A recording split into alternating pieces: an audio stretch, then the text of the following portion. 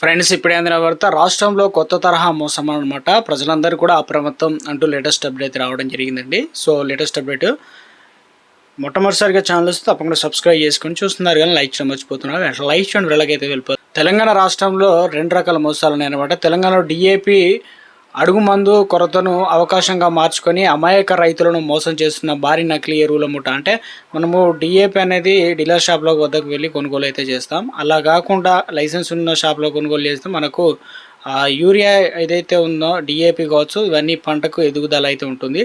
అయితే ఇక్కడ ఏం జరిగింది ఏంటంటే శుక్రవారం వివరాలు కోదాడ డిఎస్పీ శ్రీనివాస్ రెడ్డి హుజురానగర్, అంటే ఇది జిల్లాల వారీగా విస్తరిస్తూ ఉందన్నమాట.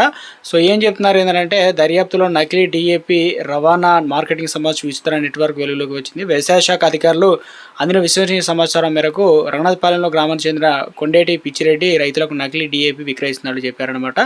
గుర్తించారు. ఇక ఏదైతే మఠంపల్లి మండల వ్యవసాయ అధికారి బొలిశెట్టి శ్రీనివాస్ ఫిర్యాదు మేరకు పోలీసులు కేసు నమోదు చేసుకుని దర్యాప్తు ప్రారంభించారు. పోలీసుల దర్యాప్తులో ప్రధాన నిందితుడు కొండేటి పిచ్చిరెడ్డి అనమాట. ఇక అదుపులోకి తీసుకున్న విచారించగా వికారాబాద్ అదే కర్నూలు, అదేవిధంగా గద్వాల, కర్ణాటక రాష్ట్రాలకు విస్తరించిందని చెప్పేసి నకిలీ డిఏపి సరఫరా ముఠాను బయటపడింది. నిందితులు చేసిన తప్పులు ఒప్పుకోవడంతో మరికొందరు కూడా అరెస్ట్ కాగా ఇక మరో ఇద్దరు పరారులో ఉన్నారు. సో ఇలా చేశారు. ఏంటంటే ఇక గ్రామాల వారీగా ఆయా సర్పంచులు కావచ్చు, ఇక రైతులు కాస్త పర్సంటేజ్ ప్రకారం మాట్లాడుకొని బయట మార్కెట్ల కంటే తక్కువ ధరకు ఇస్తామని చెప్పేసి ఇలా డిఏపి అనేది అంటగట్టే ప్రయత్నం అయితే చేయడం జరిగిందనమాట. సో ఇక స్వాధీనం చేసుకోవడం అయితే జరిగిందని చెప్పి దాదాపు మరో చోట ఏం జరిగిందంటే కీలకంగా, అంటే డిఏపి వేసిన తర్వాత పంట అనేది అంటే అది నీళ్ళలో కరగాలి, దాంతోపాటు ఎదుగుదల కూడా రావాలి.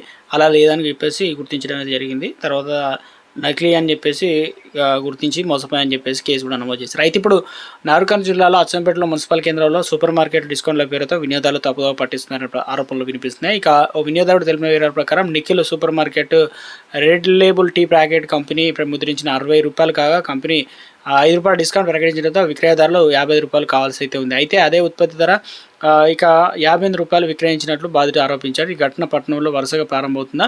సూపర్ మార్కెట్లో విక్రయదారులు డిస్కౌంట్ల విధానాలపై ఇక సంబంధిత అధికారులు తనిఖీలు నిర్వహిస్తుండడంతో లేదనే విమర్శలు కూడా వ్యక్తమవుతున్నాయి. తూనికల కొలతల శాఖ అధికారులు ఈ అంశాన్ని పట్టించుకోవడం లేదని వినియోగదారులు ఆవేదన వ్యక్తం చేస్తున్నారు. అలాగే పట్టణంలో కిరాణా దుకాణాలు ఒకే వస్తువుకు ఒక్కొక్క షాప్లో ఒక్కో ధర వసూలు చేస్తున్నారన్న ఆరోపణలు అయితే వస్తున్నాయి అనమాట.